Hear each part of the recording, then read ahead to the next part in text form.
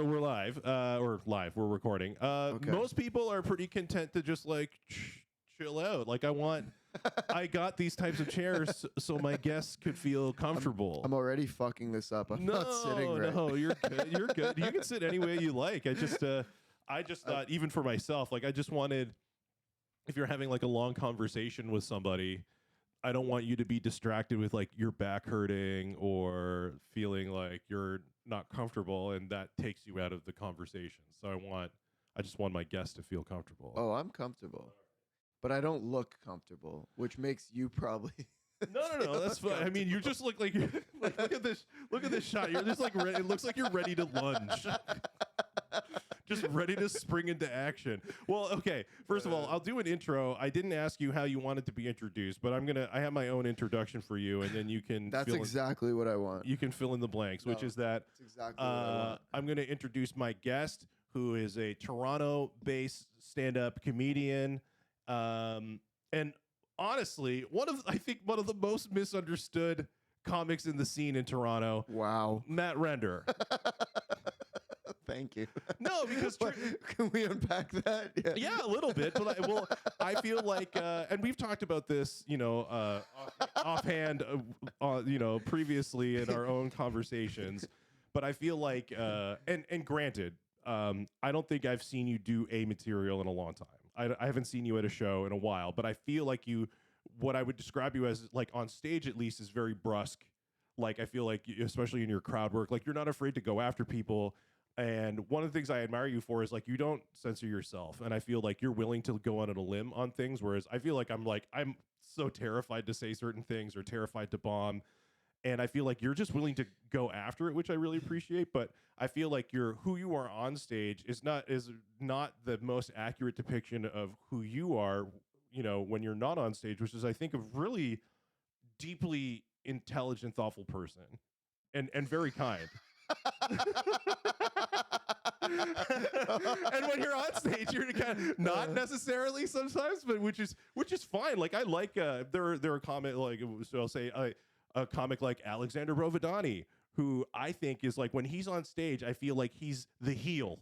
Mm-hmm. When he is in person, the sweetest guy, mm-hmm. right? And I feel like you almost fall into that genre in a sense, and but you feel free to correct me where you. Yeah. But anyway, Matt Render. That's my take on Matt Render. I don't know if there's anything else you do that you wanted me to talk about. No. Okay, fair. So I don't know. I'm not quite sure where to start, because this is I always like to talk spirituality, and I find it I find it this is a moment of synchronicity where I talk to a Thornhill Jew, mm-hmm. and we are 3 days after the Hamas attack on Israel. So I don't know how much of any of this we want to get into, but where would you prefer to start? There's so much. I have my lightning round questions for you, but those are the fun questions for the end. Where do I want to start between? Well, I mean, I feel like we got off to the start talking about you in comedy and who you are on stage versus in person. Did you want to talk about? We can talk about that. Well, yeah. On that note, I think there's elements of like, just when you're like in comedy, it's a weird thing how you can get pigeonholed mm-hmm. pretty quickly, and I've definitely been through a number of different periods or phases of like finding my own voice, mm-hmm. and now more than ever, I'd say I found it to be very rewarding and gratifying to just go on and really speak more like from my own heart, and like and relating to finding a way to relate to audiences more in that way, and that's been like a great part of my process, where now I don't feel this kind of antagonistic relationship with audiences, especially when I watch videos from before. I remember I did one of your shows, and my dad came for the first time. Oh yeah, that's right. When we were at a bistro. Yeah, that's right. The 118 Bistro. 118 Bistro, like just that weird little divey Thornhill bar, and I just remember it was like pretty empty. There was like 3 people, and I was just like making it my business to yell at those 3 people, like yell. Yeah, the 3 Russian dudes who stopped coming after that. Yeah, and like. just yelling anything I did. It was like I was yelling every joke, and like my face. I basically, and I've been asked this lately, on a date, no less. I was on a date the other day, and the girl asked me if I was on the spectrum. And that's how I found out that maybe I'm on the spectrum. Okay, fair. And I'm not saying that, like, I don't know what I am, or I mean, don't really everybody's know. saying they're on the spectrum now. I don't know what to believe. I don't know either. I'm just hearing it from ladies. Yes. Because then I asked other ladies who I know, and they were like, "You didn't know?" So I'm becoming. That's so funny. I'm becoming a lot more aware of like who I am on stage, especially because I don't want. Mainly because I don't want like. I want to be able to invite like close friends and family and potential love interests to shows and be able to not make them feel weird after. Yes. And so like I'm finding more and more that I'm able to like be who I am when I'm on stage, like be myself, but also not completely alienate people, if you know what I mean. Yeah, Like, always a good skill to have. yeah, like make it a good time for people, not make them scared to walk home after. And so I've been there, like Yes. 100%. Like I don't make any bones about it, but I definitely think that I'm being able to really like be more relaxed on stage and like more of myself and just kind of speak from the heart and express myself um, more and still maintain a level of being funny in the process. Well, I think that's something that you always hear, especially like pros talk about, which is the fact of like there's only one you. Like that's the most unique thing that you can bring to the table is your most authentic self. And I think sometimes there are, and I'm not speaking about you, but in general, there are some comedians who forget that we're here to entertain. At the end of the day, like you want people to like walk away feeling like they got their money's worth. Yeah. Yeah. They're paying tickets, and yeah, I don't like that too when people, because then there's like this element of like being fully yourself, like, oh, I don't feel like doing comedy today, so I'm gonna walk on stage and just be a complete drag because I'm in a bad mood, and then walk off stage and be like, yeah, I just wasn't feeling it tonight. It's like, no, dude, this is your fucking job. Walk off the stage like I'm an artist. I'm an artist. I take more issue with that than anything else is when people just fucking take for granted an audience of paying. I don't care if it's 2 people. They are there to see you. And even if they're not laughing, you can't just be like, fuck them. I don't care, man. Like even if it is fuck them, I won't let myself hold that belief when I'm going on stage, because that's an immediate just shooting yourself in the foot and taking away any hope of what could be a really good, I don't know, good time for people. No, absolutely. Yeah, granted. No, that's good. I feel like, and I've said this before, like, do you feel like you turned a corner in your comedy? Like, was there a moment where you're like, oh, I should start approaching it this way? Like, or has it been gradual? There was a corner. I went through like a really dark period last year, and I broke what was about 8 years of like sobriety, and then I started not just drinking a little bit, but getting blackout drunk, and like I remember even once I showed up at a show, and the booker was like, "Hey, it's full, but I think I could sneak you on. We'll see." He told me about 5 minutes before my set, like, "Okay, you can go on." And at that time, I was trying to like stop drinking, and I hadn't drank that whole day. And he's like, "Oh, you can go on." And I reached into my bag, and I had like bottles of like stolen booze from LCBO, and I just fucking started chugging it. I went to the bathroom and just downed a Mickey of vodka as quickly as I could. I don't know if I got the whole Mickey down. Let's say it was like halfway or whatever, but I just started throwing him back, and then went on because I saw it. And this isn't, I hope this isn't taken the wrong way if somebody's listening and they actually want to do comedy, because this isn't advice. This is just what I started to see was that in my own process and where I was, and especially like, I don't know if I'm whatever, this whole spectrum disorder thing, but the way I could relate to people and like have fun with people and just see the audience as my friends and a group of people who I'm there to hang out with and have a good time with and just shoot the shit with and then tell some jokes with. Because then all of a sudden I wouldn't even do jokes. I could, I felt like I could do crowd work and just riff off of anything and just have a good time and I was having fun and I liked the person who I was. And then Yes. that transferred into better comedy overall. And the same jokes that I was doing before that weren't working, I was doing now with a smile and a good attitude and a Yeah. good time. And then all of a sudden, wow, people are reciprocating. They're receptive to this. They're enjoying this a lot more because I'm fucking enjoying Yeah, it. absolutely. Like you're giving them the experience of having that funny friend. If it's for 5 minutes, 10 minutes, 15, whatever, you're giving them that experience of having a funny friend, not somebody who like yells at them. Because yeah, I noticed like on social media, you were like posting these videos. I was just like, Matt is an otherwise healthy guy. Why is he smoking? When did you start smoking? Like in your mid 20s? Like I was like baffled by some of the things I was seeing. So I'm glad that you're out of that. Well, better late than never. Yeah. To start smoking. Yeah. A killer for weight loss. I have a friend who's never smoked a cigarette in his life, and he's very straight laced kind of guy. And he's one guy, he keeps me in check. Like Okay.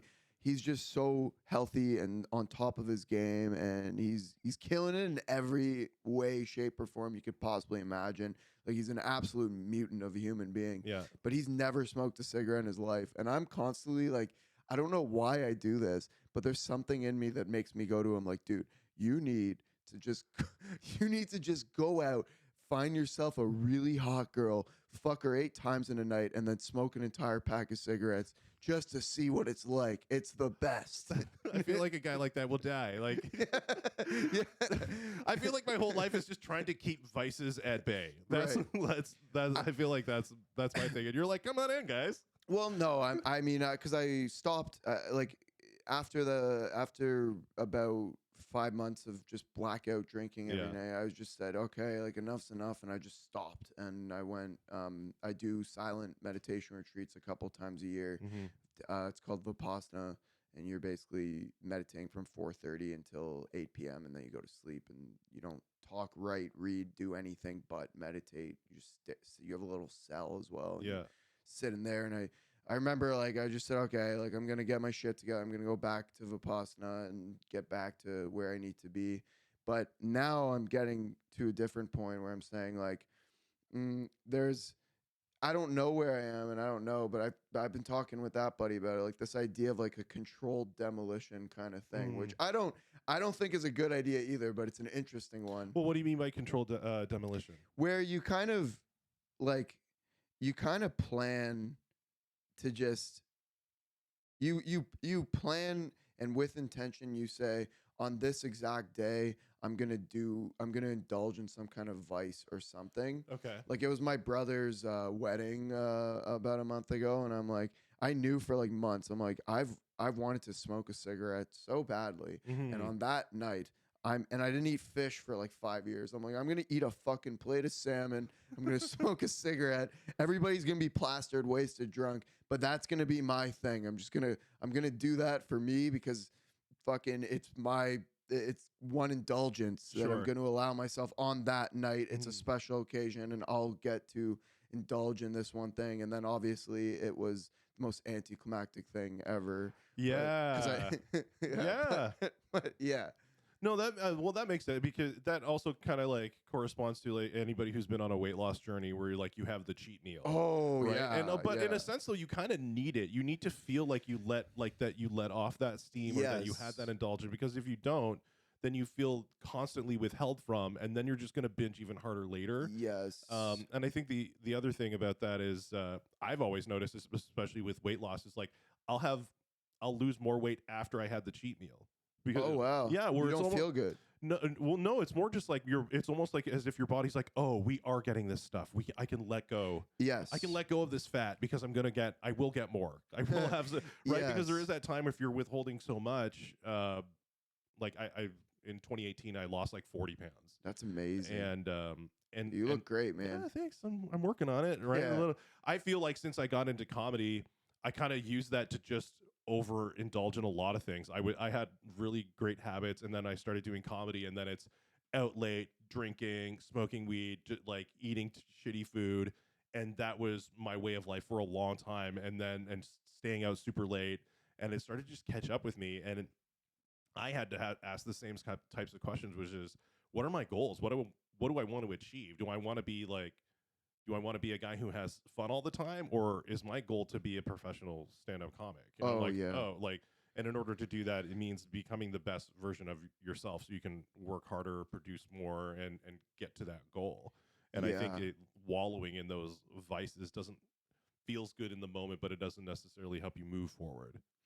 Yeah, and I mean the dieting thing is just a big one that I've also faced and struggled with for a long time, and like trying to be in like a calorie deficit every day for my like for Yeah. years, and just like getting to like the lowest possible body fat I could, and then to more recently kind of seeing like these restrictive diets and that mentality is absolutely toxic. Even if you do want those things, even if those are your goals, it still impedes upon you. Like that kind of mentality, like I can't eat this, I can't eat that, or whatever it is, like it will it will lead you to an early grave and tons of other Oh yeah. physiological issues. Some of like the like I get there's this I don't know the spelling, but it's like an Instagrammer like fitness guy called Apfo or something like that, and Uh-huh. he releases like workout plans and things like that, and he will put up video or pictures of himself at various fat percentages because he'll do actual competitions, and he's like, Yeah. when I'm in competition mode, talking like under 10% body fat, Yeah. he's like, that is just for that period of It's time. just It's that. almost Yeah. unattainable. It's almost unattainable full time. Yeah. And if you are doing that full time, you're doing your body, a shit ton of damage. I've been there and done that Yes. for like way too long, Yeah. and it's bad. But like yeah, it's just I don't know, and so but yeah, part of that is just not being able to allow yourself not being able to allow yourself any kind of I don't know, like satisfaction. Yes. Okay. So I feel like this is a good way to segue into, is it the stuff that you went through in that dark time and coming out of that, what led you to the last discussion that we had that kind of made me want to have you on the podcast, which was a person of Jewish heritage seriously considering Jesus and looking into Jesus. And Yeah, as soon as I yeah, heard that, like, yeah. because I grew up in Thornhill, I've talked about this on the podcast before, which is a very predominantly Jewish neighborhood. I feel very close to Jewish people. They've been some of my closest friends, my whole life. But I also know that that is quite a taboo. Jesus is a taboo in the Jewish community. Yeah. And so whenever I hear somebody who's challenging that and looking into for themselves, I'm instantly fascinated. So Yeah. maybe before we talk about that, do you want to just talk about your upbringing and then being raised in a Jewish household, and obviously being in a Jewish household in Canada, realizing that you're not part of the majority religious view. So it's I don't know if you want to talk more about that. Well, sure. There's a lot there to say. I'm and I will say, like, I'm proud. I'm proud to be Jewish, and I one thing I do take issue with as well, like with in terms of Jews in the modern day, is Jewish people who don't own their heritage and Mm. who say, "Oh, I'm Jewish by name," or some bullshit like that. You've probably met people like that, or Yeah. Race only, yeah, right? race Something only, like and that. that like Yeah. that secularization. Um, it as much as like it's good for people to question things. I agree with that. It's not good in terms of just your own personal identity, what it means. I think it does mean something to be Jewish, and it's a beautiful thing. For And sure. I I'm mean, and happy and, that and I'm to be Jewish. Jewish feels like it's a very unique identity Yeah, in the world, because it's not just it's a religion, it's a culture, it's a race, and it's a nationality. And I don't know, maybe there are other and intersections in there, right? But it's many things all at once. yeah, yeah. Yeah, so I do want to say that. But in terms of like upbringing and growing up, I had a pretty traditional conservative Jewish upbringing, which Okay. means like it was a big part of our lives. We weren't religious by any means, but we had Jewish holidays all throughout the Hmm. year, and we were somewhat observant of Sabbath. Like Judaism, I think has really defined the biggest like definition of a Jewish life is your relationship to the Sabbath. Okay. Um, from my experience, the other holidays they come and go, but there's only like 5 or 6 holidays realistically, serious ones anyway, Mhm. serious observant ones, and then everything else kind of comes down to your It, Shabbat. Okay, because I find it's funny because I've heard this from other Jewish people that like Hanukkah has been like elevated to Yeah. this place Yeah, of that's true. significance, even Yeah. though it's technically a very minor Jewish holiday, but it's got to compete with Christmas. Right. Yeah, absolutely. Absolutely. And yeah, and even then it does not compete with Christmas at all. You cannot compare Hanukkah. People have this misnomer that, oh, you get 8 days of presents. Like your parents show up with like what is equivalent to a Kinder Surprise Yes. little gift. Like they show up with the most bullshit little thing. They're like, hey, it's third day. Yes. Like they're not coming first day GameCube, second day Xbox. It's not honestly like that. as like a poor white kid in Thornhill, that's how I felt. Like, Yeah. Well, like, and I was And always, we'll lead you to believe that. We're like, yo, dude, it's only halfway. it's always been like a mix because I was always like, I've always said I think Jews do better Christmas way better than We Christians. do Christmas better. Oh yeah, Nah, dude. Chinese food and a movie on Christmas It's good. Day. It's good. That is all. I hate turkey. I gotta eat this food-wise. terrible Yeah. food and like I would Yeah. open the presents, Chinese food and a movie. That sounds like the greatest day to me. Yeah. I would do that every Christmas if Well- my wife would allow me. One thing I don't get about a day like Christmas or even a day like Thanksgiving, because I never celebrate it, is like I don't know how people even make it to dinner. Cause like I was dating an Italian girl and it was like breakfast was already like a fucking spread, you know? Oh, yes. Like and it's just cookie after cookie after cookie all fucking day. And we get to dinner and I'm like, what's going on here? Like the first course, I'm like, what are we doing? How are we even here? You don't have enough under your belt to learn how to pace yourself, right? You That's just got true. right. You got to learn how to piece it out because you are going. If you do not eat a sufficient amount at dinner, you are going to have a mother or mother-in-law who's Yes. going to be very upset with you. And yeah, I've been had that. My girl, she like put a cookie on my plate, and I was like in this restrictive eating kind of thing, and she put a cookie on my plate or dessert, and she's like, and I'm like, no, I'm good. She like whispered under her breath, and she was like the sweetest damn girl ever. But I'll never forget her like whispering under her breath. She looks at me, she's like, eat the fucking cookie. Which, in the right circumstance, could have been the hottest thing I've ever heard anybody say. Yes. But not that. I was fucking scared. I was really scared. And I didn't eat it. You thought she was dirty talking? She's like, where do you want me to eat it? Do you want to go upstairs? Just give it one lick. That cookie. Yeah.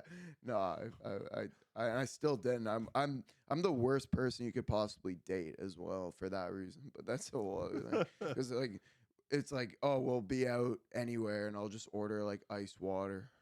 Yeah, I mean, I'm like that too, but for like different reasons because I'm a picky eater. So Are you? Oh yeah, I have the palate of like an American 5-year-old from 1987. Like From 1987. Oh yeah. So you Like my food heaven is a food court, right? Like that at the mall. That's sick. Right? I want the white version of all the exotic foods. I don't want to be challenged at all.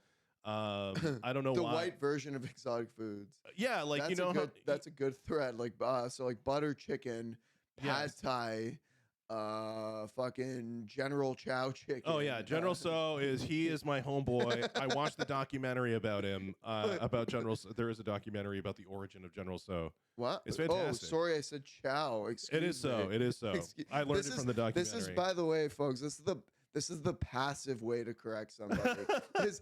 I say chow, and then the next sentence out of Jay's mouth includes 3 corrections of chow without him saying that it's yeah, that's right. You'll learn. Yeah, like you say the fuck. I'm trying to think of a hard to pronounce word, but whatever. Impeccable. I don't know. No, that was actually perfect. That's right. Yeah. I've gone to restaurants and said what would like looked at it baffled and be like, what would you serve a child at this restaurant? And be like, I'll take that. Where's the grilled cheese? They're like, you can't order off the kids menu. I'm like, what if I have 2? What if I have to? What if I have 2? Just Yeah. combine 2 kids chicken tender meals together and I'll have that. So yeah, chicken tenders. Oh yeah. Yeah. I don't say picky eater anymore. I say chicken tender connoisseur. Yeah. Yeah, they're not all equal. No, absolutely. My mom's like that. She's always going for shit like that. So going back to you grew up sort of you grew up a Jewish upbringing, presumably though by high school it's kind of a minor place in your life. Like, did you take it seriously? Like, were you like God is real? Like, what kind of Jew were you as a young Matt Render? Well, I mean, I even when I grew up, like I went to like Jewish day school as well. So like wearing Is that shul? What is shul? What is shul? I mean, it sounds so close to school. So I don't, yeah, Jewish day shul. is it? No.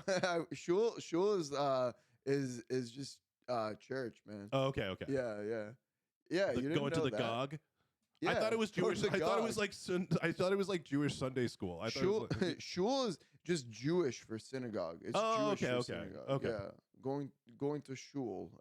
But yeah, yeah, I grew up like very much entrenched in Judaism in a big way and learning Hebrew and stuff. And then I was getting bullied at my school, and my mom sent me to public school, and then that kind of was like one break in the chain. And then going so you were going to Jewish private school or at something? first, Okay. yeah, and then and then going to like public school, and then just further down going to like public high school, and then Friday nights, instead of going to service or like Shabbat dinner or whatever, going out with friends and things like that.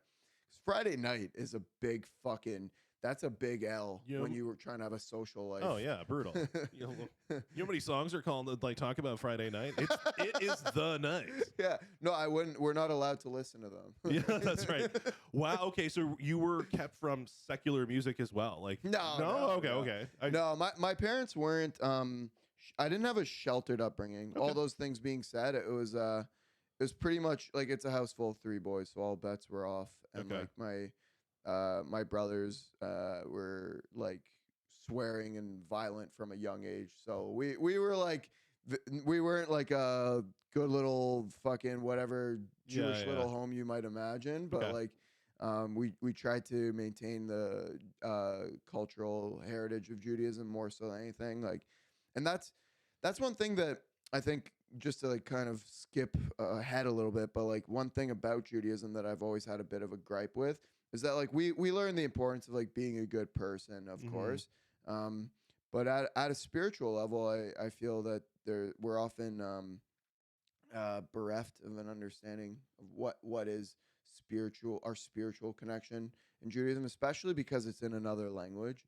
So we're sitting there, you're sitting there in church service, and you understand everything unless they're speaking in fucking Latin. Yeah, and there's very few churches that do that, but yes. No, exactly. And so they're speaking in Hebrew for all the prayers. So we don't actually know what we're praying. And then, so like prayer, that element of prayer is kind of lost in Judaism. Like we're usually just standing there looking at our feet or like talking to the person next to us, which I imagine happens in church anyway. Sure, but it seems as though there's a degree of it that felt like a chore because you don't have a personal engagement with it. Like how you describe that sounds a lot like Catholicism. People who go, because there's a difference between Catholics and Protestants, and Protestants always view Catholics as people who do it culturally, but it's not necessarily something they engage in spiritually. At the surface, Judaism and Catholicism are almost the same goddamn thing.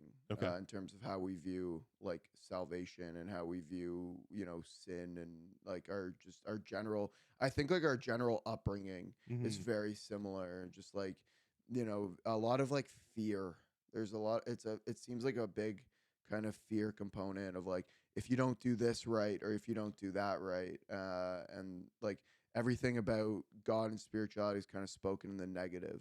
Yeah, because like Jews, like we're good in this way. Like we, in terms of what we're taught from a young age, like we follow the fucking rules. Yeah, we know the rules. We know the laws. We know what we have to do, and we fucking follow. We follow. We're good at that. Absolutely. I mean, and that's almost the dichotomy and the part of it, and not just with Judaism, but I think a lot of Christians will view a lot of religions as being very heavy.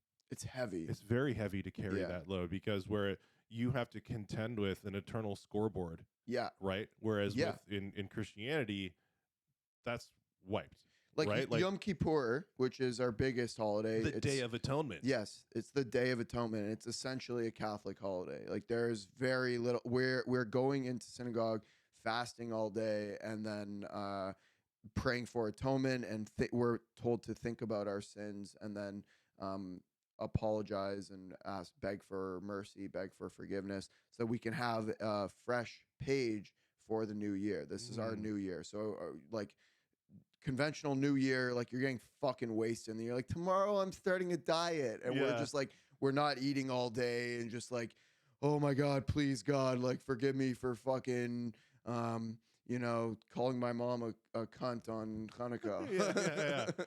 Yeah, so it's always best to die the day after Yom Kippur, just right? Just you're totally good clean now. slate. You're clean. Yeah. But in a weird way, like I feel like a lot of that there is something to take from it if you really look into it and you feel a deeper connection. But again, like there's not a lot of I found just growing up in my experience, especially like I went to Israel, so this was like after high school, where high school was a different kind of period for me in terms of like studying spirituality and religion from a more outside perspective. Like I looked a lot more into different religions and started reading Tao Te Ching and reading I Ching and reading different, into different Buddhist scripture, and then starting to meditate, and then getting more into spiritual development from like as a newcomer almost, and then also rediscovering Judaism in a different way, in a more mystical sense. But then going to Israel and coming back, I started to like go to synagogue, wear a kippah, going to like honor Shabbat with my grandmother, and turning off technology and doing all those things until right at COVID. In that process, I was like, I was kind of doing comedy, and I was kind of doing this, and I was kind of doing that, but meanwhile I was kind of just working at Starbucks, and I was like, maybe I'll just like do this the rest of my life and like have Shabbat every week and have this deep connection to religion and find a wife and like just do that. Okay. And then COVID happened, and then I was like, fuck this, life's short. Let's just go balls. I think that happened to me. I mean, like, I think that happened for a lot of people. COVID put a lot of things in perspective about who do you want to be and what do you want to do. So is the brand of Judaism that you came up in called Reformed? No, that's we look down on Reform. We spit on the Reform. Okay, well, and this is what, because I'm curious, but like, because you were probably also not what I think this is what it's called, what we would call Orthodox Jew. Yeah, no, I'm just looking. Yeah. No, so yeah, and we're not Orthodox, and that was so that was kind of what I was gonna say. So when I came back and I was in that sphere, that was part of the reason why I couldn't really hold it up there, was that I was by myself in a big way. I had my grandmother who would go to shul with me, but even she isn't religious. She was just down. Yes. Like she's not. Yeah. She just wants to spend time with you. Yeah, and it was great. Like it was some of the best times of my life, was just knowing I would be with her every Saturday morning, and like I didn't care about getting late on Friday nights or like whatever. Yeah. I was just like concerned about her and concerned about going to shul the next morning, and that's a different mindset. But like from in that phase and in that period, when say she wasn't available or something came up, I had nobody, and I didn't have a community, and I didn't have anybody. I didn't have the church group, and I didn't have, and go in Judaism, the conservatives, first of all, people our age aren't really conservative anymore, or like the new generation.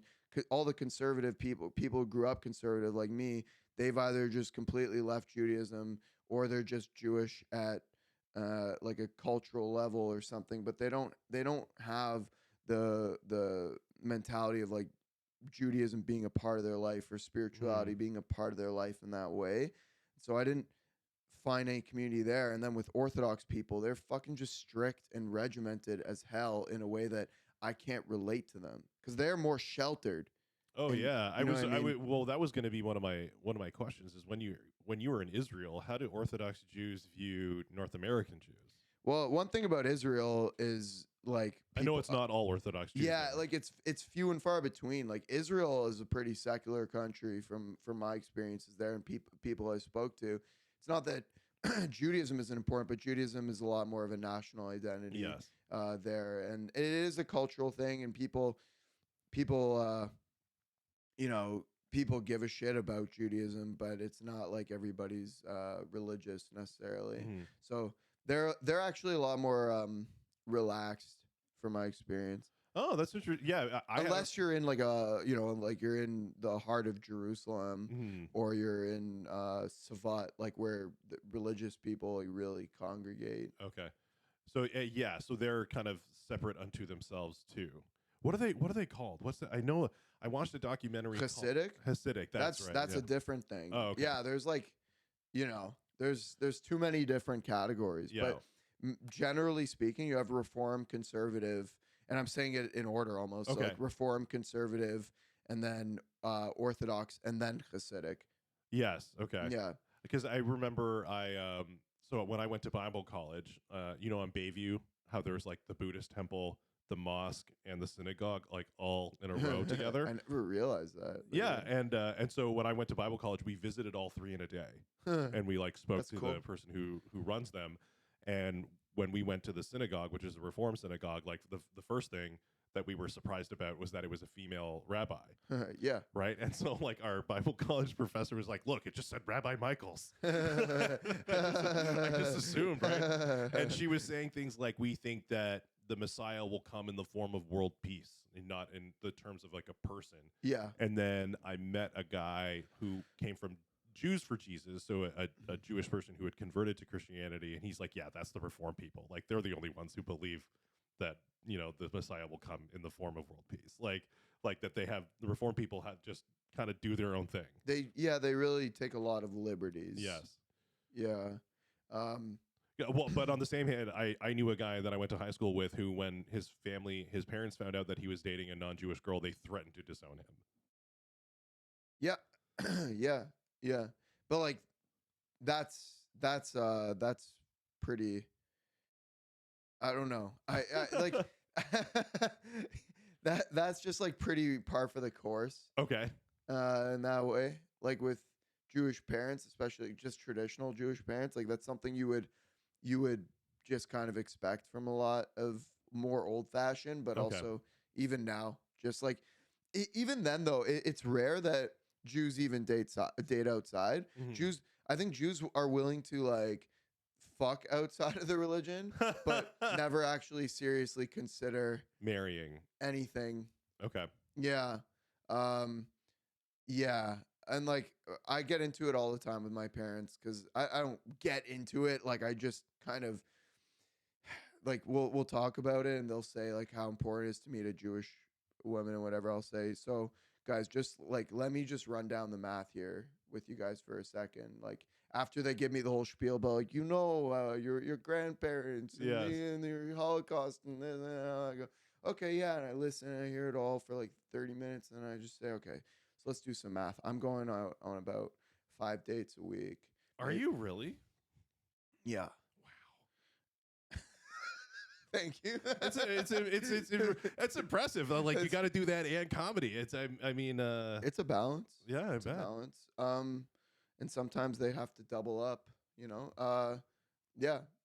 But like, which again is like if I'm doing a show and I'm inviting a girl out, I'm gonna try to be pretty fucking good. You know what I mean? Like it's a good nice motivator. It's a nice motivator. Not, oh, I do comedy in secret and like I go up and I say edgy things. Like that's fucking stupid. Like no, I'm doing comedy with some level of hope that somebody in this room is going to want to fuck me. So that's not a secret though. That's like that's fine. You know what I mean? Yeah. Like Gene Simmons says this.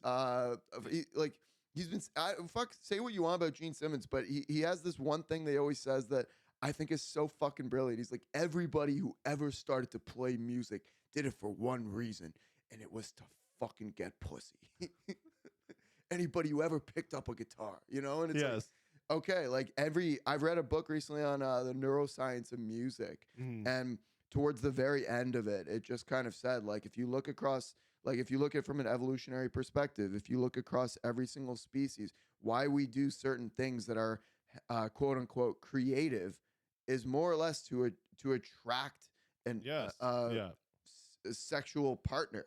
Yes. Well, I mean, it's showing competence and excellence in something is attractive.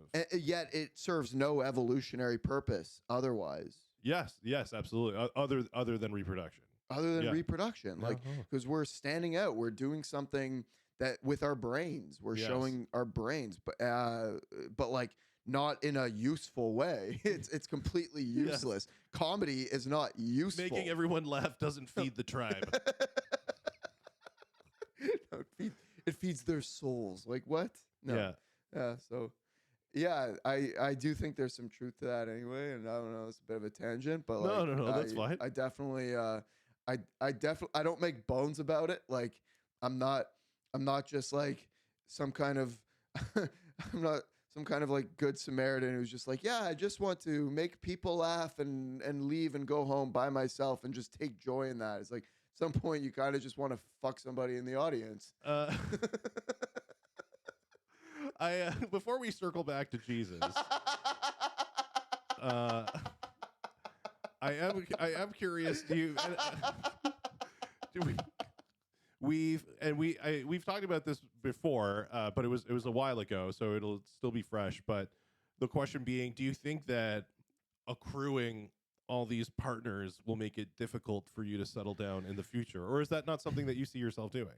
Oh, so like I was saying to my parents, I'm like, let's do the math. I'm going out on like 5 dates a week, let's say, and I'm meeting this girl and that girl and that girl, and still none of them are really suitable as potential partners for X, Y, and Z reason, whatever. They don't like me or they're not into me.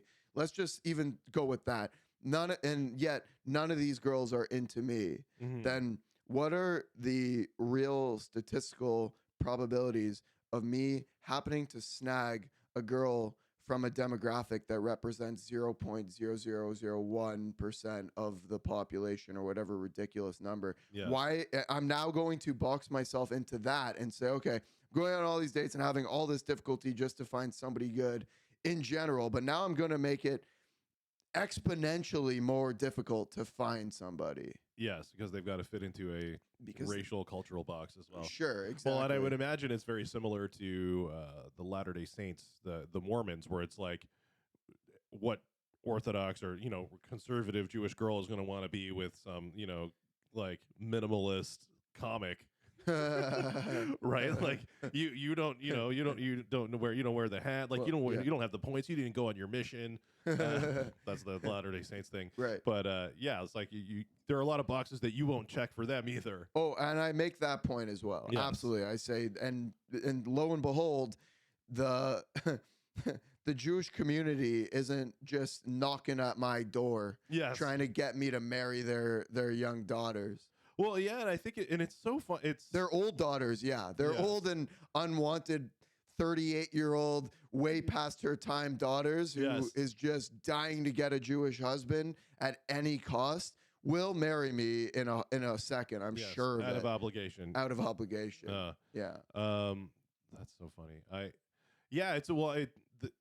Judaism is very interesting because it's a religion that seems to have zero interest in people converting. That is a very interesting thing about Judaism. They make it really hard to convert.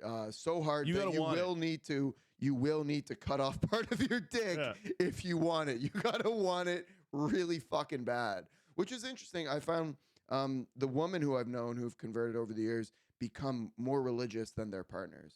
That doesn't surprise me. It's pretty cool. The girl who I had the biggest crush on when I was in high school, not Jewish, but ended up marrying a Jewish guy. Yeah. And I hear that.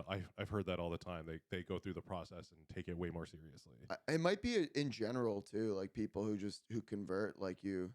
It kind of makes it kind of gives a little bit of credence to religion being a cult. Like you go, if you have to go through all of these steps to join it, then you become super invested. Well, it's almost like when people become a citizen of a country, right? Where you learn things intensely about that country that the people who are born in that country like either forgot or never bothered to learn to begin with because you don't have to.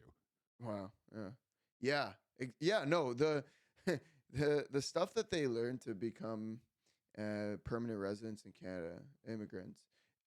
We'd all fail. We would all fail 100%. They really make it difficult. Yeah. Yeah. They may as well make you cut off part of your dick. They make it really. How bad do you want 8 months of winter? Damn it. That's so funny. They should make that an option. Like lose a pinky and you don't have to take the test. Yeah, they're pretty useless anyway. Yeah, that's right. Unless for guitar, I guess. I use that one, Yeah. not this one. Well, Kinda. Sometimes. Yeah. I'm not a big finger picker. That's my. I want to bread learn and butter. though, but Yeah. I don't have the time. You're a for that at shredder. all. I'm not even that. I'm a chugger. Chugger. Yeah, I just want like groovy brutality. That's Oh, what I want. Yeah. That's a good turn of phrase. Groovy brutality. Yeah. Like I've kind of like when we're serious tangenting now, but yeah, like my interest in heavy music is always about groove. Yeah. Never about like the shredding stuff. Is always Yeah. like the parts. Like Metallica's most popular album was the Black Album, which was ironically enough the most groovy. Like it's the least shreddy of all their albums up to that point. I consider that the golden age, right? The Kill 'Em All to the Black Album period, and everything else. Same, yeah. Before, after Black Album, it's downhill. Well, I think if they were any other band, I think Saint Anger should have ended their career. Like Saint Anger is such a horrendously terrible album on every level, like on a production level. The lyrics are brutal. The legendary terrible snare drum. There's just so many things about that album that are awful that I think it would have tanked any other band. Like luckily they had so much in the bank that they could survive it. But I think it's sort of I hate Saint Anger. But it's an artistic statement. I think it was a statement of a band who didn't know what they were doing. Because it's one of the first times you see Metallica on their heels, right? The reason that they didn't do on their back foot, so to speak, was it's the only Metallica album with no solos, which is them trying to keep up with the nu metal phase, right? Because nu metal, that was the big change from groove metal and thrash before that, was that there were no solos, right? That's what Korn started. Mm-hmm. And then Metallica is now following that bandwagon rather than being leaders. And so I think it said a lot about where they were, which is totally lost. Yeah, as with most of nu metal, anyway. Well, I mean, nu metal had some great things come out of it. I think, right? It had great things that preceded it. Like there were great things that led to nu metal as well. Yeah, well, I mean, we wouldn't have 7-string or 8-string guitars if it wasn't for Korn. Oh wow, 100%. You don't know this? Yeah, like the 7-string had already been discontinued when Korn started to use them for their self-titled record in 1994. Oh, right. Like I like that album actually. Yeah, their first Korn album is great. I think their second one is great too. Okay. I mean, Deftones are birthed out of that. I don't necessarily think that they're quite nu metal the way that the other bands are, but yeah, I think that they definitely rode that wave the same way that everybody else did.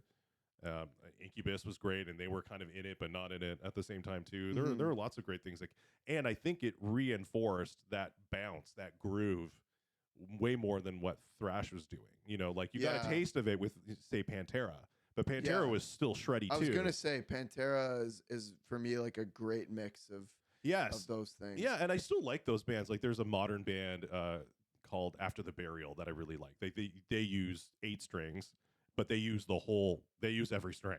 You know, a lot of bands that use 8 strings to stay on the low one. Yeah. Whereas like these guys can shred it up. But yeah, going back to groove, I just want like something that makes me, move my head. Yeah. Right. And so like chugging and stuff like that. I think you're gonna like this band. Shout out to them. I've just discovered them and I saw them at Lee's Palace sell out a couple weeks ago. It was unreal. They're called Chat Pile. Chat Pile? Chat Pile. Chat Pile. Yeah. Okay, I got it. They are right up your alley. Yeah. I'm sure of it. Oh boy, yeah, it's all of those things in a very perfect assembly. I feel like it's hard for me. I want to make like a dedicated video talking about this, but my favorite band right now is Knock Loose. Knock Loose. They are, because right now, in terms of heavy music, it was nu metal, and then nu metal sort of taper off, and then we had what was called like the new wave of American heavy metal, which kind of encompassed metalcore, like if you've heard of Killswitch Engage, Lamb of God, kind of bands of As They Lay Dying, like lots of bands like that kind of came, and that really revitalized metal and brought it back to kind of its more for the worse. Well, no, I mean brought it back to its more traditionalness. Like solos started to come back, but they were still tuning lower, and you started to lose that whole like Hesher jacket vest thing. And you could kind of be into metal and not have to be a metalhead, so to speak. And then from metalcore came deathcore and gent, which is bands inspired by Meshuggah. I'm seeing Meshuggah in December. Oh, nice! Excited. I saw them a little while. Wow. I think I saw them like 10 years ago. Wow. And so, yeah, and I was wondering what would kind of proceed from that, because it seemed like metal was getting very kind of stagnant to me. And I feel like the next wave right now is actually in hardcore. Hardcore music is where heavy music is finding its new fresh breath is coming out of it. Right. So Knock Loose is part of that. Okay. Code Orange is part of that, if you've ever heard of them. Turnstile is part of that. Dying Wish, See You Say Cowboy. Like there's lots of hardcore bands that are kind of bringing that metalcore like idea back, but now they're not doing solos. Like for them, it's all about the song, it's all about the show, it's all about the experience, instead of using it to show off riffs and solos. And to me, Knock Loose is top of the heap. They are the heaviest. They have the best quality, like memorable songs. Like I heard their second record. That's when I was really introduced to them, and they became my favorite heavy band instantly. Okay. Yeah. What's the second record called? It's called Different Shade of Blue. Okay. But that was just I happened to this record just came out. I've been hearing a lot about them. I'll check them out. But like the record before that is great. Yeah. And the stuff they've done since is incredible. Okay. So where are they out of? Kentucky. Interesting. Yeah, you get some heavy music out of there. I don't know. They just do it the way that like. I've described it as no band or artist can deliver 100% of what would satisfy you as a listener, but they get close, right? In parts, right? Like, oh, I love that verse, or I love that chorus, or I love that part in a song. And it's how close do they get to that idea in your head of what a perfect song is, or a perfect whatever. So you don't have a perfect song? No, I don't. Well, Everybody Wants to Rule the World, Tears for Fears, I think is my favorite. I think that's my favorite song. It's a good one. If I had to pick one. It's a good one. Oh, but I kind of like I like their other one. Head Over Heels.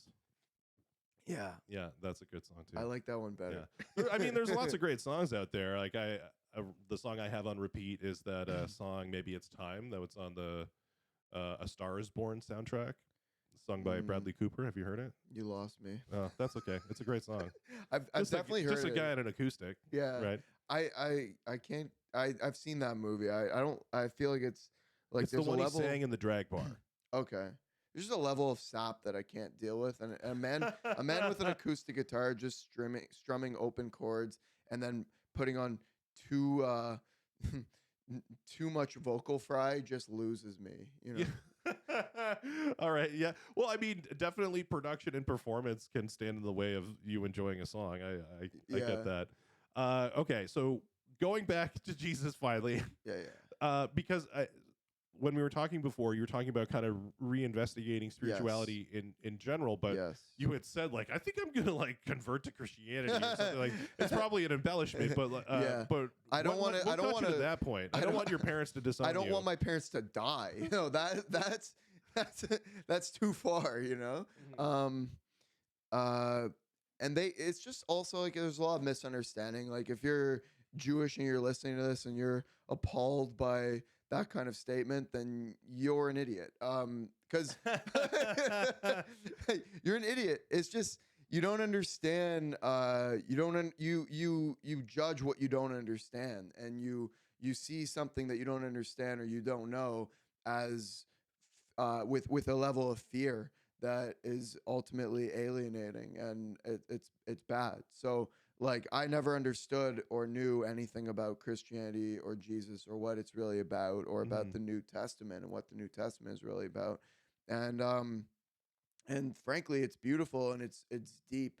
It's about as deep as you can go if you actually read the right sources. And like any other religion, there's plenty of bad sources out there, and there's plenty of bad ways to learn about it. But I've been fortunate enough to have been guided in, I would say, what's the right way in terms of understanding Christianity and Jesus in the right way, mainly through reading Aldous Huxley, who I started Wow. reading at a Okay. young age. And Huxley was very into religious philosophy as a whole. So Huxley would wrote a book called Perennial Philosophy that investigated Western and Eastern religion and their many intersections in terms of how they view God through a mystical perspective, and then laying it down with the theistic kind of underpinnings for those views. And like, uh, it's an early book, so it's a little bit hard to read now. Like, it's not like reading Eckhart Tolle or something. It's very dense, Yes. and it's very, very, very dense in terms of the. Is it almost like would you say an academic book? In a way, yeah. It really, at least just in terms of like the way it's laid out, like you're going to be reading scripture at that point, and seeing kind of cryptic kind of stuff that you got to kind of look into. But it brings a lot of the Buddhist and Sufi elements that I was always into, and the Chinese philosophy elements that I was always into, but then brings it to more of a Christian context and a Western religious context that I was not into. And so I started to see how, personally, my favorite would be St. John of the Cross. And then there's Augustine as well. Yeah. And like how these thinkers had so many insights that just like hit it home with the nature of seeking God and living a spiritual life and what it's really about. And the things that I found, I never learned in Judaism. I never really learned about what a spiritual life really means and what spiritual search really means. Before I want to get into like specifics about Yeah. any specific things that you learned, but I've always been curious about the experience of a Jewish person who you learn about the things about Christianity that harken back to the Old Testament. For instance, like the Day of Atonement, where the blood of the lamb being put over your doorframe is what kept you safe, or Jesus equating himself to the snake in the desert that if you looked at it you wouldn't die.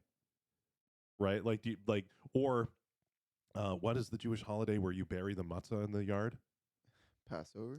Passover, where like you put 3 pieces of matzah in a pouch, you take out the second one, which Jesus is the second member of the Trinity, then you break it, you put it in the yard, and then you dig it back up and put it back in the pouch. Like, I couldn't think of I've never done that ever. I'm so unfamiliar really with this. That's like an actual, I learned that from a Jews for Jesus guy. Oh yeah, where that's an actual thing. He was making it up. That's an actual thing that Jewish people do. He's trying to. He's a Jew incognito trying to convert you to Judaism. That's what. Well, he was already talking to believing Christians when he came to like speak. But I was just like, how did Jews not see this? Right. It's like I've never heard of that in my life. Even what you said about burying mutts on the yard. But you've heard of it? Never. No. Is that from the same guy? Yeah. Yeah, he sounds nuts. Well, I thought you'd be able to fact check me. I'm not familiar with any of those things at all, especially like the Jesus being a snake or whatever. Well, no, so when it's Moses in the desert, and I can't remember what the story is, but basically that he's got a snake. If you keep your eyes on the snake, you won't die. And it was, because Jewish people were doing something bad and God was punishing them. Again.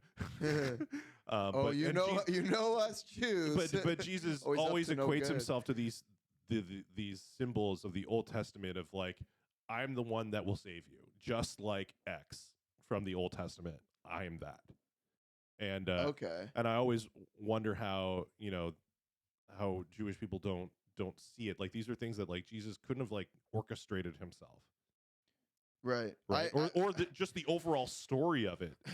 Of what? Of Jesus. We don't know it. Yeah. We don't know the story of Jesus. Yes. And I still don't know the story of Jesus. I'm not I'm interested at like at some level, but I'm more deeply engaging with just what Jesus was really saying more than anything else, and how it sounds like when you read what Jesus was saying, it kind of sounds like a guy who saw something, like not at. I don't know how else to say this that somebody could understand without reading it for themselves, but it's like it's levels of wisdom that are it's being channeled, or it's coming from a person who has gone really deep. Whether or not it's a messiah, I don't really know, and I don't really care. I'm not concerned, because there's wisdom to be gleaned from it. And so to just to look over and wash over it with such disregard is like doing yourself a disservice, because also the way it's written is very beautiful, which is another thing. Well, I mean, love.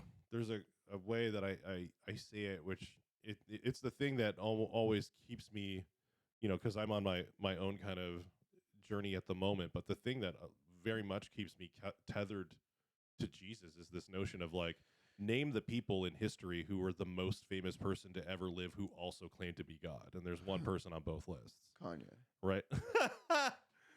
That's true. Will Kanye die for our sins? We'll find out. And John Lennon. I don't know if Jesus got a blowjob when he was in Italy on a gondola. But he damn well would have. I don't know, man. Okay, so that's all right. So your Jesus. But it is interesting how I feel like Jesus is always spoken well of by every other religion. Right. Yeah. Well, yeah. You always hate your own kind, right? It's like Jesus was a Jew who went astray, and so Jews aren't really into that. Yes. They're not into you converting into Judaism, but they damn well aren't into you converting out of it. Well, either. I mean, and that's a big thing in almost every religion, and especially cults, is there are punishments for leaving. Yeah. Right. Like even I think it's like Egypt, which is supposedly a moderate Muslim country. I think it's like 95% of the population believes that the punishment for apostasy, which is leaving your faith, is death. Wow. Wow. Don't quote me on that, but I'm pretty sure that's like a stat I heard. That's yeah, and I don't know what the punishment is in Judaism or whatever, but like I guess it's being crucified. Kidding. I'm not. That's fine. They go after you first. I'm good. They don't want my goy ass. Oh, you're right. They don't. No, they want nothing to do with your goyism. I know which is really funny, because I feel like evangelicals in particular are like rah rah rah Israel, and like Jewish people could be like, we don't give a shit if you like us. Yeah, which I don't know. Yeah, at the political level, you mean? Yeah. Well, I mean, I'm sure they're happy to take, just like any other country is happy for the money, right? To like, Jay. No, you don't know. Low hanging fruit. Well, dude, I saw this meme the other day in the midst of all the war in Israel going on. It's a clip. It's a GIF from the Lethal Weapon movies where Leslie Nielsen is shooting a handgun. And then he leans down and like picks up a dime and goes like, puts it in his pocket while he's shooting, right? And then somebody added the caption like, Israelis bravely defending their homeland. Yeah. Maybe you got to see it, but no, it's just okay. I will say this as well while we're on that. As a Jewish comedian, I've spent like a good deal of time like thinking of jokes about being Jewish. Yeah. And I've been around people who make jokes about being Jewish all the time, whether it's Jews or it's people who just like to make Jew jokes. Yes. And I just find that like it's never like that. It's never that funny for whatever reason. Yes. And like unless you go super edgy, but then it's just like very fucking edgy. Yeah. But usually it's just like pretty run of the mill, like standard, like coin money. It's cheap stereotype jokes. It's always that, and like, I find that with racial humor in general, like for the most part, like what hasn't been said or done as a race joke, like Yeah. it just feels so fucking played out. That frankly I'm getting sick of it. I'm Yeah. getting sick of race jokes. I feel like that was shit that I laughed at when I was like 7 or 8, and like then you see people doing it in comedy, and at first maybe you're like, whoa, buddy, and then now it's just like, I don't know, man. Sometimes it's good. Well, but- so yeah, I think it's like anything. It just needs to be, well done, right? If you're going to do it, it needs to be well done. And I think a lot of the times when, like you're saying, like when you're playing with these kind of cliche tropes, It's so and cliche stereotypes. all the time. Well, it's like if you can predict the ending, then it's not a Yeah. good joke, right.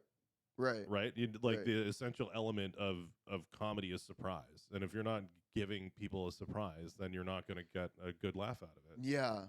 No, that's exactly what it is. So like pretty much every race has like their one like condition, like hardwired in Yeah. fucking thing. And so like as soon as it's like a Jew joke, you almost like 99% of the time know exactly what it's going to, Yeah. where it's going to. So like I don't fucking care. And like so I'm not interested in writing them. I'm not that interested in hearing them. I'm not that interested in going to a Jewish comedy show either to hear the same things about having a nagging mother, nagging whatever. Like I don't fucking know. It's just all the, maybe it's because I'm Jewish, so I'm just like it's not funny to me, but Yeah. it's just whether it's from a Jew or not, I'm just like, all right, whatever. I don't know.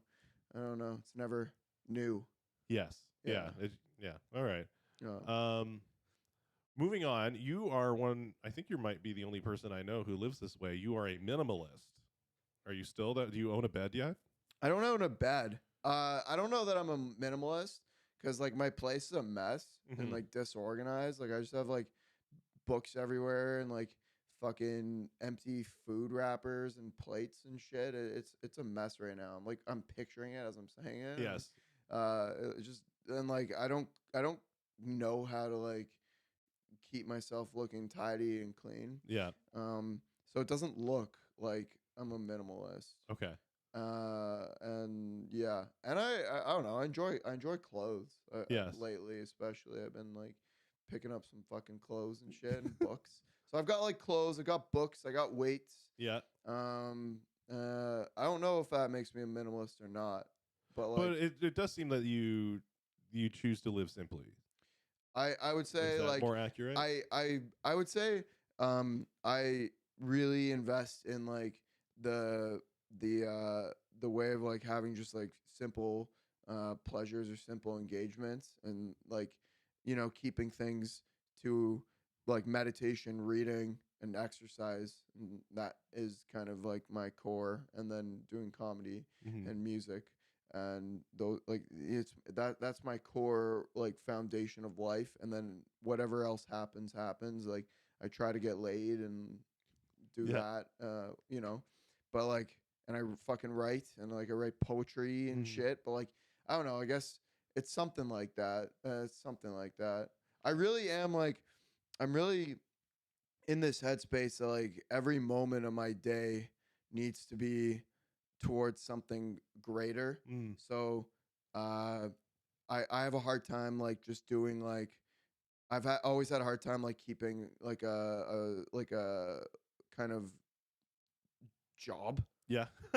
Yeah, like a regular job. Just a regular job. I've Yeah. always had a hard time with it because I'm there and I'll be like writing shit down on my phone, or like trying to hit on coworkers, or like, because I can't commit myself to just like fucking doing something when I feel like my time is so maybe it's arrogance, but I feel like my time is so fucking valuable that it's always constantly being wasted. Like I could just be on a solitary walk and just be like finding spirit and like finding God, and meanwhile I'm just sitting here like with like top 40s music playing, and I'm folding bullshit at a Gap. Yeah. Okay. What do you want to do with comedy? Where do you see yourself? comedy? Yeah, well, in comedy, because I think that's your main thing. Yeah. And then not only in comedy, but like, where do you see yourself in 10 years? Well, see, it's a weird thing, Because the reason I ask that is more because like, how long do you plan to live this kind of vagabond It is a little vagabond, right? I will say that. Yeah, Yeah. And I envy it, and it is right. I've got a wife and a family. Like I'm anchored to my to a lot of the things of my life, and you have a freedom I don't. At the same time, you lack stability and, and security in a sense as well. I lack stability to a degree. Yeah. Like my stability is that like every day I'm going to get a workout in, whether it's at 1 a.m. or it's a fucking 9 a.m. Every day I'm going to get some reading in. Every day I'm going to get some guitar playing. Every day I'm going to do an hour of meditation. Yeah. But in all those things, you see a lack of stability because it's like, what the fuck is he really doing? Well, I mean, I can't, like, you're not, a guy who lives like that is not my first choice for like a husband absolutely for my daughter, not. Right? Yeah, so absolutely not. So where do you see yourself being able to stabilize, or like where, not just in comedy, but in life? Like, where do you see yourself in 10 years? What is Matt's ideal life look like? Yeah, that's such a good question. It's the worst because it's the worst question. It makes it a good question. It's the worst. Like it's the worst to think about. I have enough dread getting up in the morning. I feel like I'm asking you the questions that your parents probably asked. Oh fuck yeah, man! Not just them, dude. Fucking anybody who I know. Yeah. Because I mean, yeah, you kind of spelt it out there really well, Jay. It seems like you see me at the level that I'm at. There's like a degree of concern in the question. Yeah. And you know what's funny though? I get like sometimes I'll reach out to like some fellow comedians when I'm in a hard place, and I'll just say, I'm in a hard place, man. And they'll be like, what? No, you're not. You're free. You're fucking, look at you, man. You're having sex and doing comedy. You're killing it. Yes. And I'm like, what are you talking about? Well, I mean, and this is the thing that I say to a lot of people is that a lot of the things that are going to take somebody like yourself or other, especially guy comics, out of comedy, right? Right. Getting married, getting a job, buying a house, having a baby, all these things, those are all the things that are going to take you out of comedy. I have already achieved those things. Yeah. Right. Like I have the basis to build on. Oh, you do put in, right? Absolutely. Right. And so I'm always right. And I talked to Sam Norton not long ago, and he was saying like through time, he said the difference between a pro comic and somebody who does it full time is just their degree to keep with it and be consistent and go at it. And he's like, over time, you'll just see people peel off. People will peel off the journey, and so I'm curious how much thought and planning somebody like yourself puts into it. Into comedy. No, well, into comedy, but also, well, how do you, if you see comedy as the thing that is going to sustain your life, well, then what's your plan? Right. And I don't ask that as a dick. I just, no, I know. I don't see comedy as the thing that's going to sustain my life, because if I did, then that would ruin all the interest I have in comedy. I don't look at it as a sustainable thing in and of itself. It doesn't mean that I invest any less in it, because I'm obviously stupid. So I still invest in it despite how unsustainable it is, and I continue going because I love it, and I love how it allows me a level of self-development, and like I said, like relating to people in a better way, and like curing my autism a little bit, probably more so contributing to it, but perhaps we'll see. But like ultimately, it's giving me an outlet, and it's allowing me some level of connection to something, whether it's people or myself, and like digging deeper into myself to say, hey, what's funny? Like I have, everybody has their own difficulties, and I have mine. And when I'm going through some shit, the comedian in me is always the first thing that will like kind of take me out of it and say like let's do something funny about this. And it's the same way with other people and with friends and stuff. Like I used to have such heavy relationships before I did comedy. I didn't really have a sense of humor. Okay. And I always thought that everything had to be like this existential fucking deep heavy ass shit all the time, and I'm still like that. I'm a serious fucking person. Okay. But it can kind of make me a drag to be around, So doing comedy and finding that element of myself and finding the humor in myself and whatever absurdity that is my life, it's allowed me to be a better friend to people. It's honestly, man, it's like cured relationships in my family just by having a level of lightheartedness when everybody's at each other's throats and whatever. So like, I love comedy for what it's given me, and so I feel like getting better at it is my way to give back Okay. and just continue to turn this wheel and honestly like provide something for myself and for others. Like so ultimately though, to your question, I just love doing comedy in clubs, and I love when you're in a club and you're there with the audience and it's intimate and you feel like everybody in the room is together and Yeah. there's that silence before the punchline right when you're getting to it. You can't miss a beat. It's right there and you just fucking land it and the Yes. room just pops and every laugh is heard and every face is seen and everybody is there with each other. Yeah. That's a magical fucking experience. There's nothing like it. Nothing. So yeah. I don't really care about anything outside of that. And I try to really keep that in my head, is that if I keep that as a crystallized vision of what I'm really, it's always going to be different and things are always going to be changing and whatever. But that at its core as an experience or as a measure of like what is just a fucking great show and doing amazing shows. And then money will come from that. Sure. But like, I don't really see too much past that in terms of like where I want to be. Because you look at like the most pro comedians, though even like the 30, 40-year veterans are still doing like maybe theaters, but like even clubs like that around New York or around the States and stuff. And like, I see that as a fucking win. Yes. That's a big win. I don't see selling Scotiabank 2 nights in a row as a big win. Okay. Personally, it's a win if that's what you fucking wanted, but I don't see that as my win, if that makes sense. Yeah, no, that's fair. I think, I mean, no, I don't think that my goals are necessarily like that, but it's the goal isn't necessarily fame, but to just be able to keep doing this. Keep doing it. That's right? beautiful. Yeah. That's well said, man. Are you ready for the lightning round questions? I had to mention one thing about Jesus. Yes. All right, because I read this today and it was really interesting. So, it gets misquoted a lot, so I found it very interesting as well. And it's such an important teaching. But there's that quote, you might get it better than me, where he says, "I come to you not with love, but with a sword." Something like that. Am I misquoting it? Something like I will divide like sons from fathers. Yes. Fathers. Yeah. Yes. Yeah. And so to paraphrase it, but basically like I'm drawing a line in the sand. Yeah. And so people misquote and misuse that one phrase all the time.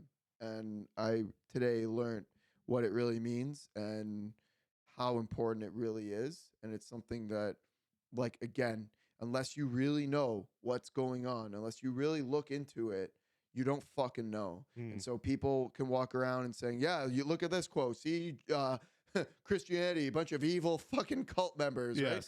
And it's like, no, you idiots, because you don't know what it was really about. You never had it explained to you. And I'm lucky enough to be reading something right now, Meister Eckhart, but it's explained so beautifully. And what it's saying, and you could connect this very well to Eastern philosophy again, is how part of our spiritual process is to disconnect and become detached from what is known and what is familiar, because God and soul are things that are unknown and unfamiliar.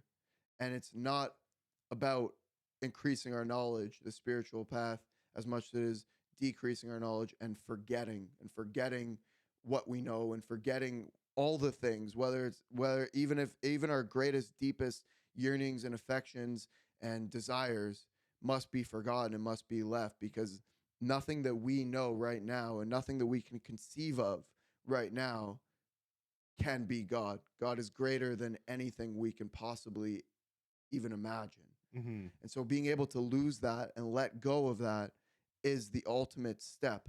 So therefore, when Jesus says he's coming to divide, he's coming with a sword, it's to cut away at our attachments at the deepest level. Yes. You cannot get deeper than that. Yeah. To lose all attachments to ourselves and to others and to everything external, to this world, Yes. to lose all attachment. It doesn't mean to fucking go live in in a cave. That's not the point. But the point is to lose your inner attachments to everything. That is the only way you can ever ascend to a higher level.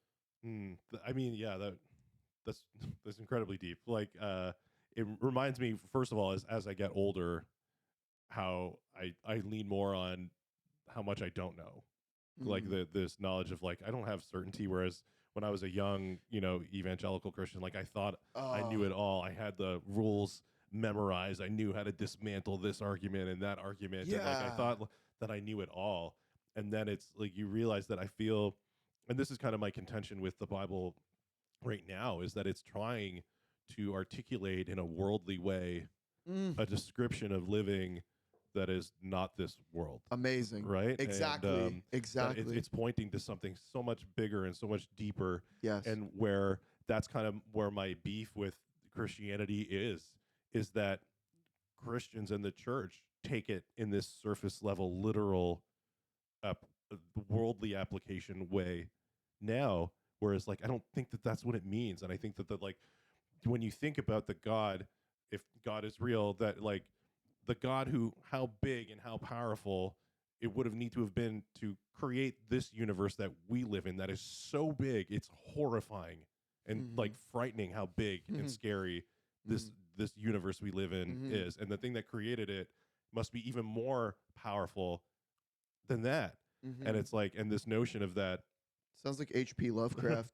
Well, I mean, I just feel like there's nothing in this world that will truly satisfy, right? Like there's not like we can, right? When you that Jim Carrey quote where he said, like, I've attained everything that any human could dream of possessing. I got to the top of the mountain and I was still unhappy.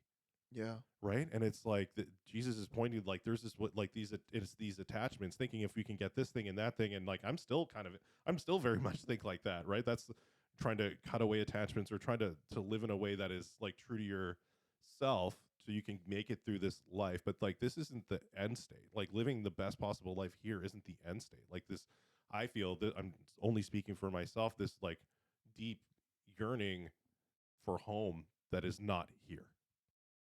Right? Like that there is something beyond this, right? That's where we're led. That's the narrow path, is to get to that. That's just my thoughts. That's awesome. Yeah. You're a good dad for sure. I try. Okay, are you ready for these lightning round questions? These are the fun ones. They're very quick. There are 10. What is your favorite day of the week?